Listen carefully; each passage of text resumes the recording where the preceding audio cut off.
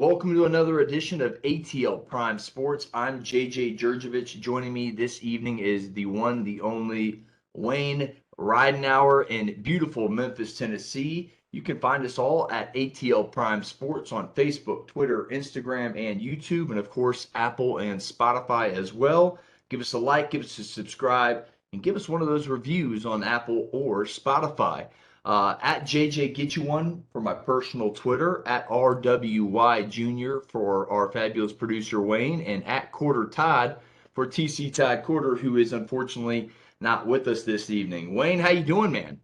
I'm doing all right. I'm excited about this NBA playoff game tonight. We'll probably be tuning in and watching that as I edit this video.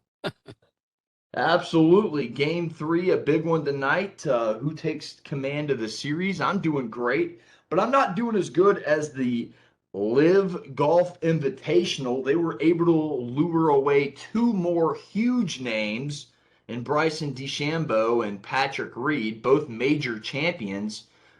So also reports out there, Ricky Fowler may join the golf tour as well. So Live Golf is doing pretty good as they're gaining some momentum and maybe becoming a rival to the PGA Tour. What's on tap for today's show? We have David Walker from the Rebel Walk, an author of I'll Tell You When You're Good. He joins the show. We welcome David back. We're talking a little Braves. We are talking a little NBA Finals later on in the show as they do tip off Wednesday night at 9 p.m., which is tonight as we record this bad boy. Without further ado, we welcome back David Walker, author of I'll Tell You When You're Good and writer for the Rebel Walk. David, how you doing? Oh, we're doing great. Just had a big regional series that went down to Miami and talking about the Ole Miss Rebels, that is, and swept there all three games, and just an unbelievable weekend. And now getting ready to play Southern Miss, and it's been really a lot of fun. It was there was a point there where we didn't know whether Ole Miss was going to get into the SEC tournament or not, and then of course they got very hot at the end of the season with a couple of sweeps, and were able to get in rather easily into the SEC tournament. And then, of course, they lose to Vandy the first game, which knocks them out of the tournament. So there were a lot of folks, particularly in Mississippi, I think, who were thinking that the Rebel season was done. The NCAA did put them in. I call them the Mr. Irrelevant, because to hear the NCAA talk, the committee, they were the 64th team going in. And, we all knew they were much better than that, but there was concern as to whether Ole Miss would be there. And then, they get sent to Miami, and they played really well. They pitched well. Their relievers gave up one earned run in the three games that they played. And Tim Elko was just fabulous, just unbelievable. I think his on base percentage was like .857. So just an unbelievable job by the Ole Miss Rebels. Really, really happy for them. Yeah, you mentioned it. Ole Miss got hot at the right time. That brings me to my first question of the interview. The Rebels are in the Super Regionals playing Southern Miss. That probably doesn't happen too often in baseball. Ole Miss and Southern Miss playing. Tell our listeners the storylines going into this huge weekend series. Well, last year, Ole Miss had to come back and win two against Southern Miss in the regionals that knocked Southern Miss out of the tournament altogether. So they also played each other twice this year in midweek games, games which they split. And they had the largest crowd, I think, in the history of Southern Mississippi baseball whenever Ole Miss went down there toward the end of the season and won. And it was part of their 7-game winning streak that really put them back into the mix. So there's a lot riding on this. I mean, this is even more important than the regional was last year when Ole Miss took them out. And last year the games were played at Ole Miss, whereas now, you turn around, you're in the Super Regionals. You're playing a team that is looking for a little revenge. A team that's been in the top 10 just virtually all season long, and in Southern Miss. So it's going to be an exciting time. I was listening to a show that Ole Miss TV was on yesterday, and they were talking about, man, along the Gulf Coast, this is the place to be this weekend. It's going to be Hattiesburg. And I've got to agree with that. I mean, that's going to be fun, whether you're outside the stadium, inside the stadium, at the bars, or wherever you may be. Tailgating, it's going to be a big weekend. And there's just so much pressure. I mean, best of three. I mean, you just really cannot make many mistakes in a best of three series. So I think it's going to be a lot of fun for everybody there. And unlike last week, hopefully we'll get to see these games on TV.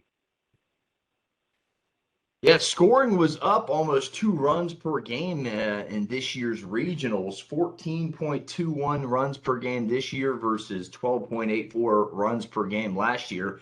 That stat was per Sean Ryan on Twitter at COLL baseball. That's college baseball, basically, abbreviation. Why do you think that is? Why do you think the scoring output this year versus last in the regional round? It's crazy. I mean, I saw where Oklahoma State was putting up 20-something runs, in a couple of their games, and when they were playing against Arkansas in the final game, with each of them having one loss. I mean, Arkansas jumped out to a 3-0 lead, and I'm just thinking, man, you need about 17 more, because Oklahoma State can just put the runs up. I saw where Louisville beat Michigan 20-1, in their first game, and then Michigan beat Louisville 20-1, and then Louisville came back and won the championship game. So, there were a ton of runs scored, and you also had some great games. You had the Ole Miss Miami game that was a 2-1 ball game. Where Tim Elko hit a seventh inning double that knocked in the winning runs. The final game of the entire tournament was Stanford and Texas State, and that game was just unbelievable. Where Texas State took a 2-run lead in the top of the ninth, went ahead 3-1, and Stanford hit back-to-back home runs on 2 pitches in the bottom of the ninth to tie it, and went on to win it 4-3. A lot of it comes down to, we just had a lot of routes. There weren't a lot of 12 to 11 games out there, but we did have a lot of teams that could put up a lot of runs. And Oklahoma State, unbelievably, is not in the tournament anymore. Arkansas knocked them out. So it's going to, it always comes down to pitching, you say, but now best of three, it really does. You're going to have to if you look at the over and unders that were out this last Monday, Championship Monday for the regionals, I mean, I saw a 17 for the Oklahoma State-Arkansas game. I saw 14 for Ole Miss and in Arizona. I mean, there are some very high totals out there for the bettors to play with. And so, in the major leagues, you see most of the time 7, 7.5, 8, somewhere in there. So, yeah, I mean, that's just the nature of college baseball, particularly this time of year. Yeah, it is. You mentioned Oklahoma State. Their baseball program and softball program are doing really well. Women's College World Series, the Cowgirls were just eliminated, and the Cowboys, as you mentioned, eliminated from this year's baseball tournament. Great baseball program out there in Stillwater. I'm going to switch it to college football. It's never too early to talk college football. Am I right, David? Let's talk about no more Matt Corral in Oxford. What's that quarterback room going to look like going into the season for Coach Lane Kiffin? Well, that's just going to be the big question going in. I think they got a couple of guys there who can play, but you have to realize that Matt Corral was just kind of a one of a kind. I mean, he was just a tremendous competitor. He was a great leader. He brought that team together. You're talking about Lane Kiffin, who I guess you'd have to consider him as one of the offensive geniuses of the game right now. and he's just done a tremendous job getting, hitting that transfer portal, the king of the portal, and doing all that kind of stuff, and really brought the defense along nicely last year after the Arkansas game. They were strong, and one of the things about having a wide open offense like that, you're going to have turnovers, and I think that's one of the main keys that Ole Miss had in attaining their first 10-win regular season in their history was the lack of turnovers. Matt just did a wonderful job protecting the ball. So of their three quarterbacks, it's going to be interesting to see who actually takes hold there. But their offense is going to be okay. They brought in a kid from Central Florida, a great receiver. They've got good receivers coming back. They've got a running back out of TCU who was a big 5-star here over in Texas. So, they lost a couple of coaches, lost their defensive coordinator, but they have their other co-defensive coordinator still there. So we're still expecting great things from the defense, and the offense, should hopefully stay pretty much the same, and we'll just see how everything unfolds. You're listening to David Walker. You can find David on Twitter at David Walker QB, author of I'll Tell You When You're Good, and writer for the Rubber Walk right here on ATL Prime Sports. Wayne, I'll throw it to you, man. Well, hey, David, I've been reading your book there, and I haven't made it all the way through yet because I'm reading several other books, but my stepdad and my father have both finished the book. And one of the things that they were asking is, what happened to David after that car wreck? Because, they want to know the rest of the story. So there is a market there if you feel like expanding and going into what you're doing these days. But I did kind of tell them where you could catch up on it. Oh, good, Wayne. Thank you very much, and I sure appreciate you talking about the book. It was one heck of a career, and it was as unique of a football career as you're ever going to find. And after the accident, after I broke my neck in two places, just pretty much went back into the sports world, and did a lot of sports writing, and we helped develop the Rebel Walk and get it underway, and of course, Evelyn Van Pelt and Bo and all the folks, responsible for it. And it's really taken off, and we're just proud as we can be of the Rebel Walk. Yeah. And that's where we put most of our energy into.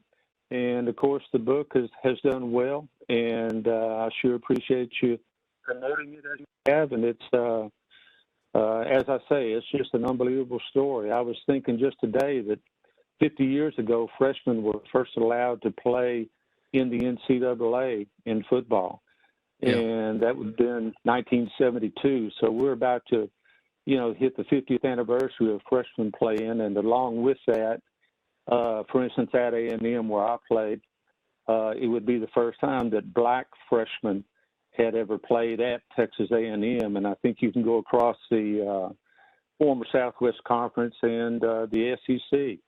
And a lot of that would be the same there. So it was a very historic time 50 years ago in 1972 that we were about to embark on. And, of course, now a lot of things have changed, and I think for the better. The wishbone's gone for the most part. And you see a little bit of triple option there from the academies, and of course, that's I played for the guy who invented the wishbone triple option, and Emory Ballard.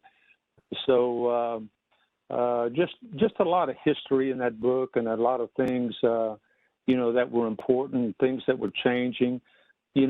I quarterbacked the very first game that was ever won on ABC TV, by Texas A&M, and that was in 1974 against Texas Tech. It was the first conference game A&M had ever won on TV. It was the first ranked versus ranked game that A&M had ever won on television. And we won the first game, the first televised game ever at the University of Texas in 1976. I mean, we were 4-0 in 1976. You just weren't on TV very much back then. And you had to be very good to even be on TV because the NCAA was who was picking out the games. And anyway, so you know, I interviewed with Jim Lampley, who began his sideline reporting career in 1974. And, you know, so there was a lot, you know, Keith Jackson, all those guys, you know, it was just a tremendous time in college football. We had a little over 48,000 seat stadium and had to go to LSU to play every year because they wouldn't come to A&M because it was so small. And, you know, just a lot of stuff going on. It was just, the book pretty much wrote itself. It was just a tremendous time in college football history. Yeah. Well, you know, speaking of freshman quarterbacks, you know, I went to school at was Memphis State then, but they've got a quarterback now that started as a freshman last year, and a lot like you, he was 17 when he started. He turned 18 last year in the middle of the season, but his name's Seth Hennigan, and he'll be back next year. But unlike you, Silverfield here in Memphis actually will let him throw the ball, and he throws it quite well. Another thing is, whenever I'm, you know, out and around Memphis, if I see somebody with an Ole Miss shirt on or some hat or something, I always mention the Rebel Walk to them, and surprisingly, they already all know about it. So it's a big deal, even up as far north as here. Well, that is very good to hear. You know, I think, you know, Evelyn has just done an outstanding job with it. It's a wonderful site, great writing. It's always very positive, and you know, a lot of feature stories, and just you know, the Rebel Walk team is just so unique in that they're such unselfish and so unselfish and work so hard, and now we've got a podcast video show going, and you know, those two guys have really done well with the baseball, and we're really excited about it going forward. But that's good to hear. Yeah. You know, I'm really happy that you know, the Rebel Walk is out there. I mean, if you're from Mississippi now, you pretty well know about the Rebel Walk because that's where most people are going for their sports news. Thank you, Wayne. All right. Well, David, thanks for coming on. We appreciate it. And tell our listeners how they can get a hold of you on Twitter at the Rebel Walk. And go ahead and shout out your book and how our listeners can buy that as well. Okay, yeah, we're if you get on Twitter and go to David Walker QB, there is a link there to get the book from authorhouse.com, which is the company who I published it with. I typed it when my neck was broken. I did not have any idea that my neck was broken at the time, but that's when I began typing the book with one finger on a desktop computer in a bedroom, and that's where the whole thing was typed. And right before I when I found out that my neck was actually broken, I had finished the book, and then after the surgery, I came back and I went ahead and added that 17th chapter in. So you can get it at authorhouse.com, or you can get it at amazon.com. And the Rebel Walk, of course, is therebelwalk.com and at the Rebel Walk. And you can also find Ole Miss Evie on Twitter, and they're on Facebook, and they're also on Instagram. And sure appreciate being on the show with you guys, and we'll catch Todd next time. All right. Yeah, we'll catch TC next time. David, thank you so much. Tell everybody over at the Rebel Walk we said hey, and again, thanks for coming on. David Walker, Yeah. at David Walker QB on Twitter. Thanks for coming on, David. Thank you so much.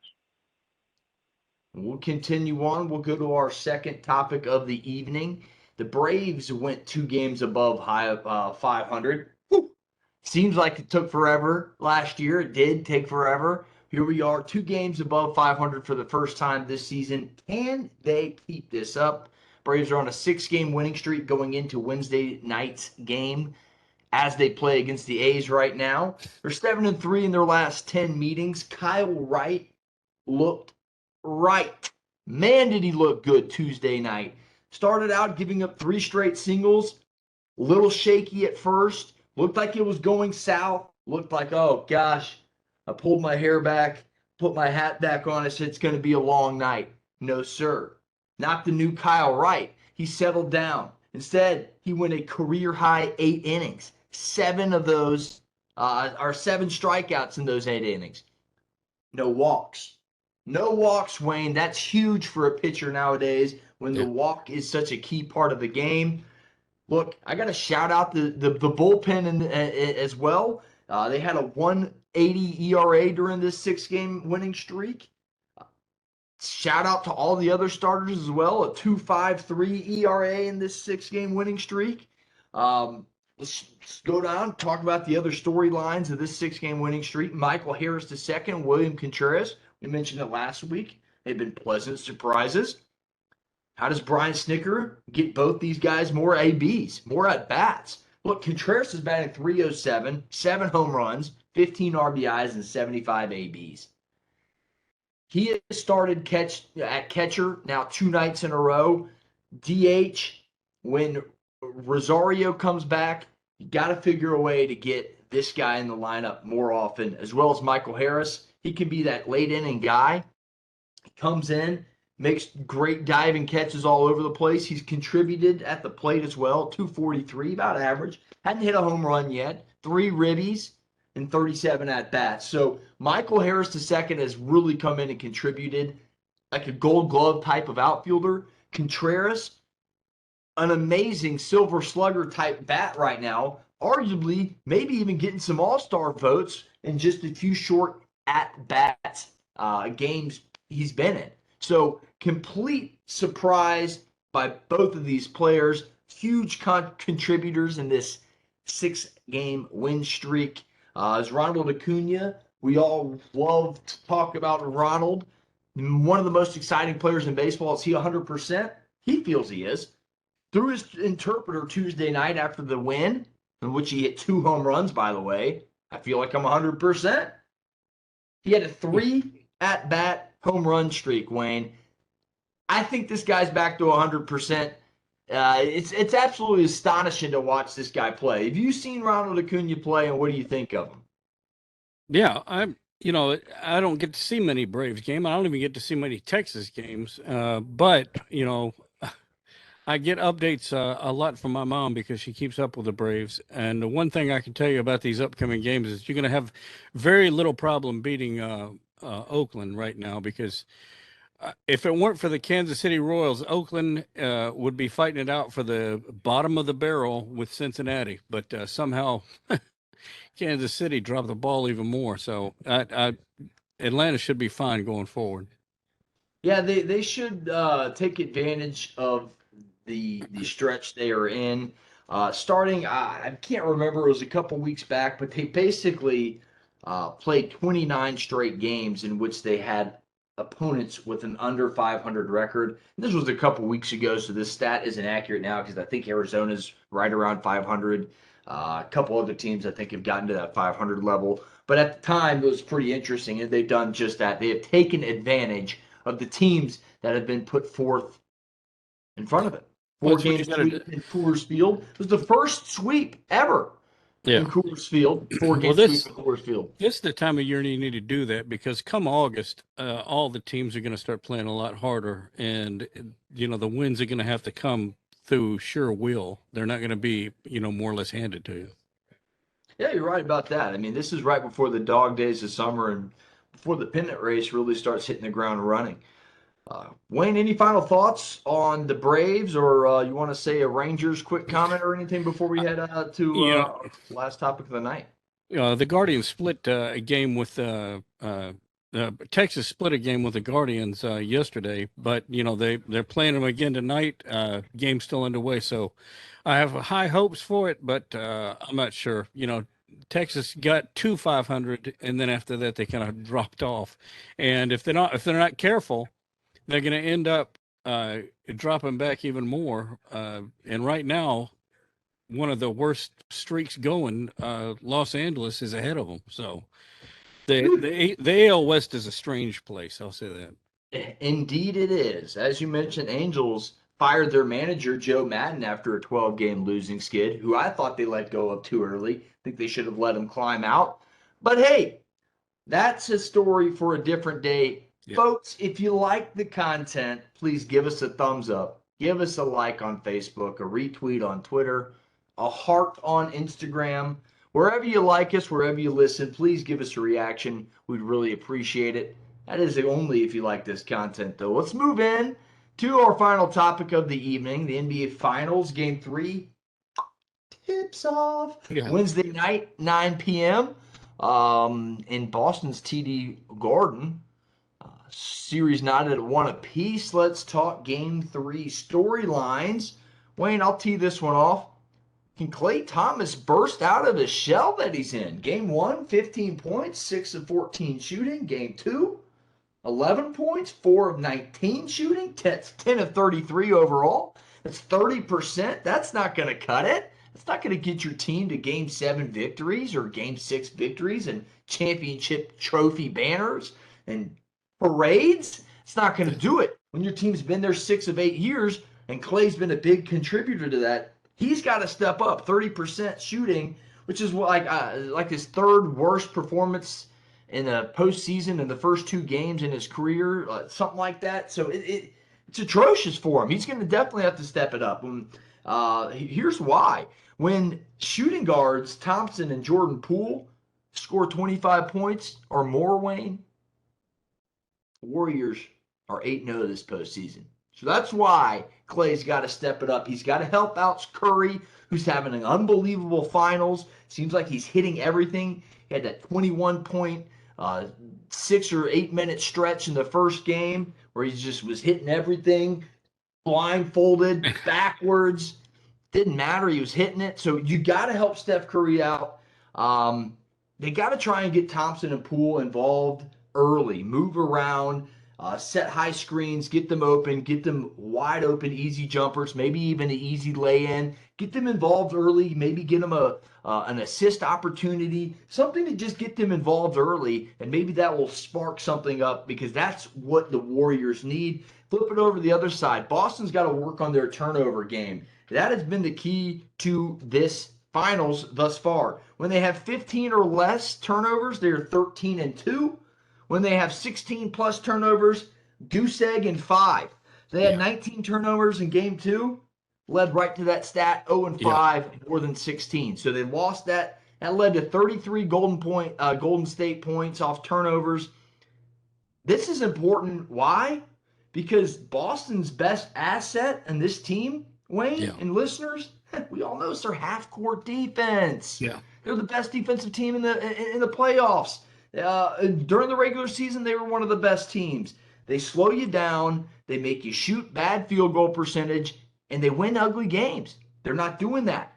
They need to calm down in half court, not turn the ball on offense, not turn the ball over, get the shot they're looking for, and get back and get set on defense. It's key because you can't provide those fast break points to teams like Golden State because instead of it being 2, it could be an easy fast break 3. And that's why these games have been a little bit lopsided. So those are my 2 storylines going into game 3 tonight. Boston's turnovers. Can Klay Thompson bust out of his shell? Wayne, what say you? Any storylines you're looking forward to in the NBA Finals going forward? Well, of course, you and I are kind of on different sides of the coin here because one of the teams that you had in the finals, when we first started talking about it, when the playoffs started, was Golden State. And one of the teams I had in the finals was Boston, right? So we're kind of, head to head on that. But, you and I can sit here and talk about stats and look at stats and think about stats and what about this? And, if they do this, then they usually turn out. But these players, since this is the playoff, they've got to, you say one game at a time. I'd say one trip down the court at a time. And they've just got to play it as it goes and leave all that other stuff out because it's something that is going to affect if they do go in there thinking about stats, it's going to totally mess them up. They've got to just play the game as it happens and let us be entertained by watching it.